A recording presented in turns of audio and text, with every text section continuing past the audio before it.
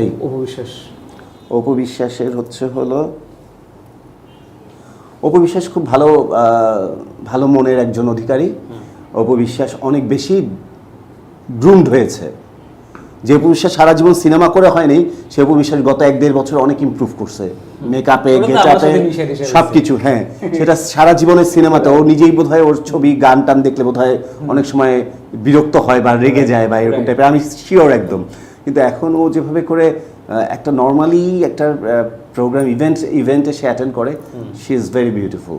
তো এটা তার একটা যে ইমপ্রুভ করেছে এবং প্রচুর সুন্দর করে 3 নাম্বার প্রচুর সুন্দর করে কথা বলতে শিখেছে। এখন আমি ওর ইন্টারভিউগুলো খুব মুগ্ধ হয়ে শুনি, খুব সুন্দর করে কথা বলে।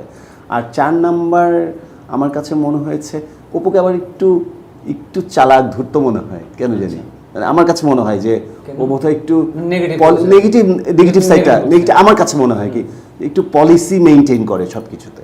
আমার কাছে মনে হয় এক্সাম্পল দাও।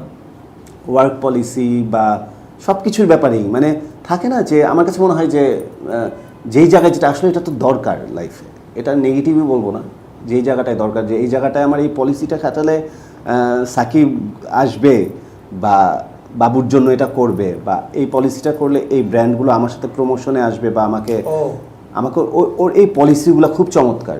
এটা নেগেটিভও বলতে পারো, পজিটিভও বলতে পারো। ও একটা পলিসি, একটা সিন্ডিকেট বলো বা একটা পলিসি বলো বা একটা ওর একটা চারপাশের ও একটা বলয় ক্রিয়েট করে ফেলছে, যেটা which is very strong. Okay.